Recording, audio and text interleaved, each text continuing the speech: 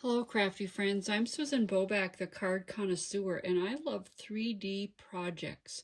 That's anything but a card. It might be for your home decor, it might be a box for a little treat, or it might be something like this that you see hanging here. Now, this is either a star or a snowflake, and I've had this hanging in my bathroom, actually, my bathroom window, all summer. Now, can also be made with fabric, and I believe it is a project that weavers make too.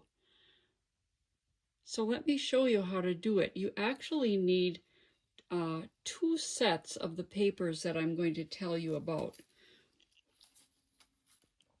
You need to have strips of paper that are exactly the same size. These, I believe, are 1/4 of an inch by 6 inches. So if you have the paper that's 6 by 6, it'd be perfect for this. So cut yourself some strips, as I said, 6 strips, each all the same width and the same length. And I think you can see that this pink one maybe is just a little bit wider than the other ones. And if you crafted as a child and made the hot pads where you go over under with the loops, you should be able to do this. Now, one of the things that has really helped me do this easily maybe is to use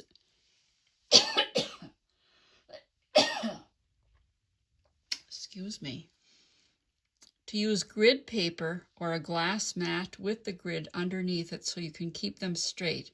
In the beginning, it's a little hard to keep them straight, but I'm sure you'll get the hang of it. So you just pick 3 of the design that you want to go vertically, and then you pick 3 that you want to weave horizontally. Now this should be paper that you like seeing both sides, and the colors of this paper, it's taken from the Stampin' Up! Paper that's called Lights of Aurora, and it's blues and purples and pinks. So you put your pieces like that, and then the first one, that's going to be the center one, you start out like this and weave it so that it goes under, over, under. And then the next one, you're going to put one on the top and one on the bottom from that. And then you're going to go over, under, over, put it together there. And then this one, as I said, opposite, over,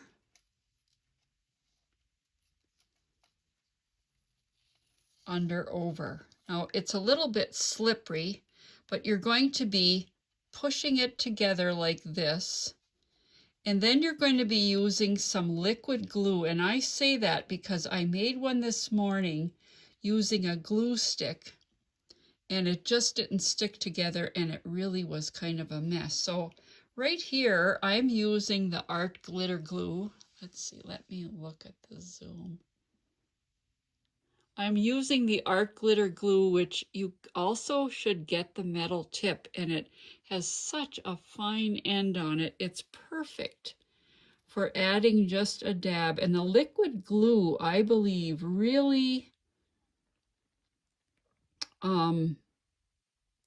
puts just enough right there and just exactly where you want it. So each one of these you're going to glue to each other so that it stays together, and you want to make sure that it dries, and then it'll look like that. So remember, you're going to do 2 of these sections, and you're going to make sure that the paper in both of the sections are the same width. Now, when I first saw this as a step of putting it together, I couldn't figure out how in the world is it going to look like this. But when I show you, I think you will be surprised. Now, don't get frustrated with yourself. I had to make this a couple of times, and even someone like me who's been paper crafting for 40 years gets frustrated from time to time. Now, before I start putting, I'm going to call these petals, each of these shapes a petal. It's easier, I think, for me to describe it that way. Now, unfortunately, when I put this piece together, you can see that they didn't all end up the same length. So before I begin gluing them together, I am going to trim them. So if that happens for you, you know, I wouldn't say cut off too much, but trim them so that they're roughly, oh, this is really uneven, about the same size. And it probably is going to make a little bit of a difference, the fact that these are shorter than these. But I'm going to show you now how to put it together. Remember, you want them to be close together, and you want to glue. You want to lift up each one and glue it to the one underneath, and you may have to flip it over and do the same on the other side. Now what you're going to do is you're going to, it's like this, and now you're going to turn it like this. And you're going to take this first one here, and you're going to twist it. And then you're going to take the one that's on the right, and you're going to twist that, and you're just going to glue the tip, the end pieces together. Now that's why I really like this fine tip of this glue. You could use any liquid glue that you have. You could use any fine tip product. I'm just suggesting that glue stick didn't really hold it this morning. So see what I'm doing here? I'm just putting one over the other, and you want to hold it tight, and you don't want to hurry with this. It has to dry.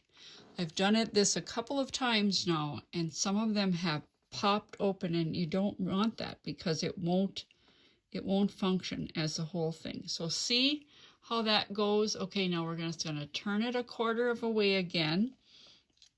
We're going to take this, and we're going to do the same thing, but I'm just going to put a dab of glue there. Just a dab, knowing that my glue is very strong. I don't need too much. And again, I'm going to twist this one in and bring this one over and hold it together. Now, maybe you can see that the petals, as I said, maybe you can see that they're coming together. Okay, turn it again, a quarter of a turn. Excuse me, I seem to have a frog. If you've ever heard that saying, wait 5 minutes and the wind or the weather will change, where I live in the northern Michigan area, that's the way it is today. It's blue sky, no clouds. 5 minutes later, it's snowing, and snowing so hard you can hardly see out. Next minute, sun shining. Next 5 minutes, rain. But that's November 1st here in the northern Great Lakes region. Okay, I put the glue on there, twisted them both, pressed it together. As I said, don't be in a hurry to get past this. This is not something you can throw together at the last minute, but perhaps you'll get to be so good at it that you'll be able to do this quickly. Now, this is not my pattern. I did learn this from Anne Kenlon, who named a crafter named Carrie. And as I said, I've seen this, I believe, as a quilt pattern, as a weaving pattern. So I don't really know who the origin comes from, but I thank whoever created it. And maybe it's one of those things that people have been making for many, many years. Okay, now see how that goes together. Isn't it pretty? Now let's take a look at this again. Okay, and then this is the way it comes together. Now I have two that are already, let's put this up here so you can see it. I have two that are already in that mode. And these are a little wider. And what you're going to do is you're going to take it with the petals up, as you see here. And then you're going to take the second one with the petals down. First, just to get a position, you're going to hover it over the bottom. You can see it's exactly the same. Now you're going to turn it to the right just a little. okay, and lay it down. And that's how the way it's going to be put together. So each one of these straight sections that goes out on this top piece is going to get glued to the back of the petal underneath it. And then you're going to flip it over and do that on the other side. So let's just start right here. And I'll put a little glue there. And this again is another part that you don't want to hurry. It doesn't fit exactly because it's putting a square on a diamond point. So don't be surprised when you're trying to glue it on there and it doesn't exactly fit the shape, because it's not the same shape. So now you're just gonna put it there. Just like the other part, you're going to press it down so it sticks to it. And you've got this one here.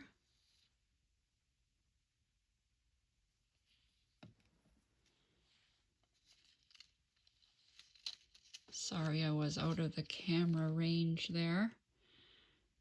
Press it down. So as I said, this may be considered a star. It may be considered a snowflake. When Anne did it, and I learned from Anne, she was using book page. In other words, pages from old books that junk journalists use for their pages in their journals or for any other paper craft. Okay, so we're just going to hold it like that. Now we're going to flip it over.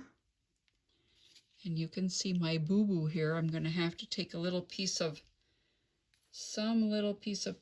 paper and glue it on there so the boo-boo, the mistake,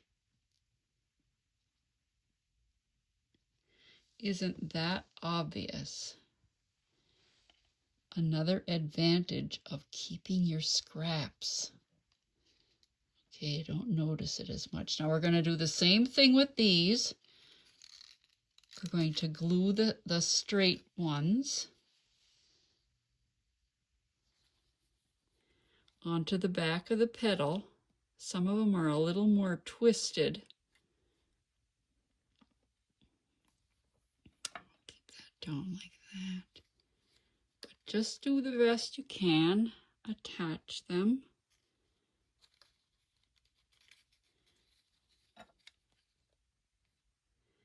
Now my friend Julie Heights, the chirpy card maker of quilts, we are on the same team in Stampin' Up! Under Karen Titus. And Julie has created quite a paper quilting community. You can find her work at Quilt Cards and More, and she does her videos. They're Chirpy Card Maker of Quilts, I believe, on YouTube also. And so I sent Julie one of these this summer, and she was very intrigued by it. And so because she has a birthday coming up in just a couple days, I'm going to show you one I made for her. And hopefully, Julie, if you're watching, you will take my challenge that you would make this star snowflake into a paper quilting pattern. Now see how it comes together. Now when you're sure it's dry, you're going to carefully trim off the excess of these pieces. Let's see here.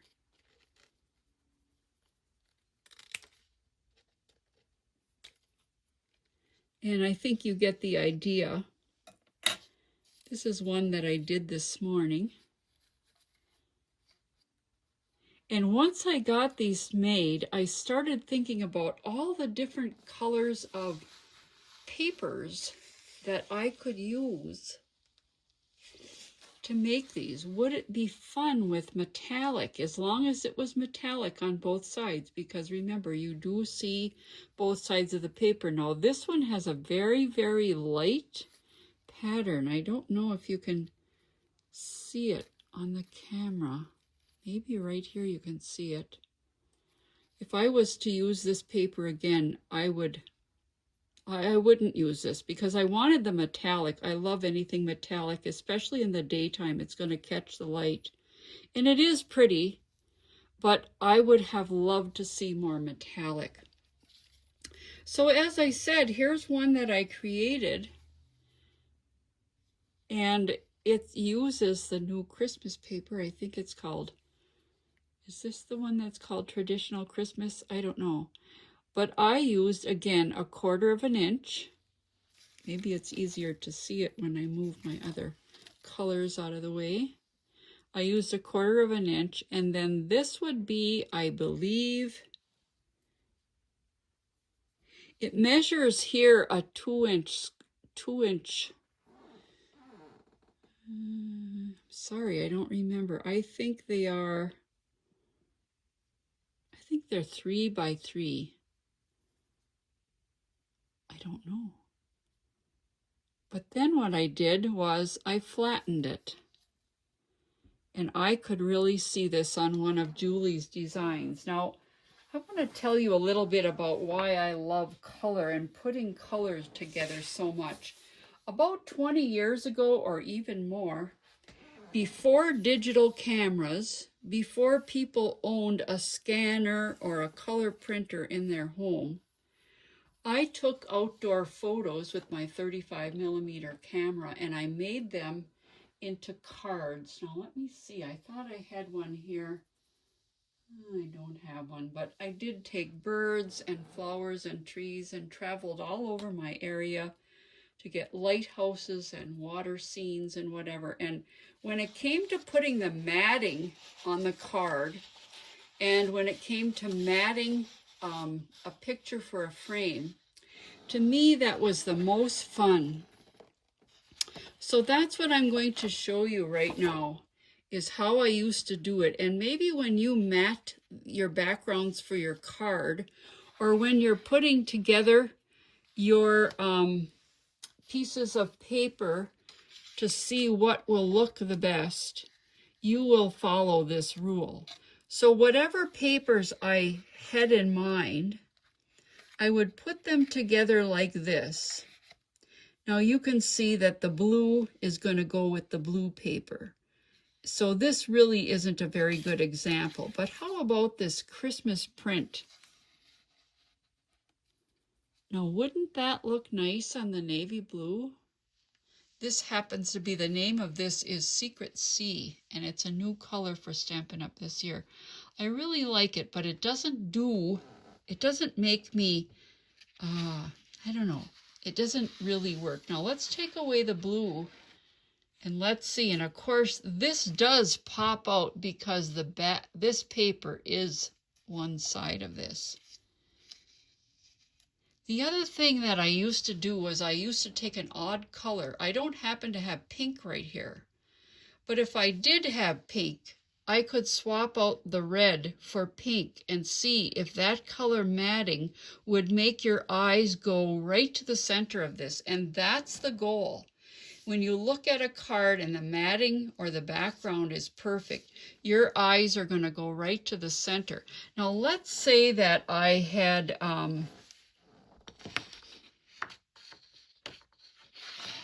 put this, here's the 3 of them together. And let's say that I had used blue as a background and had these other 2. I don't know if you can see it or not, but I'm really drawn to the blue here. I'm not drawn to this because it gets drowned. Oh, I'm sorry about that. I'm really drawn to the blue here. But I'm not drawn to the red because it's exactly the same print. So if I was to take the red out,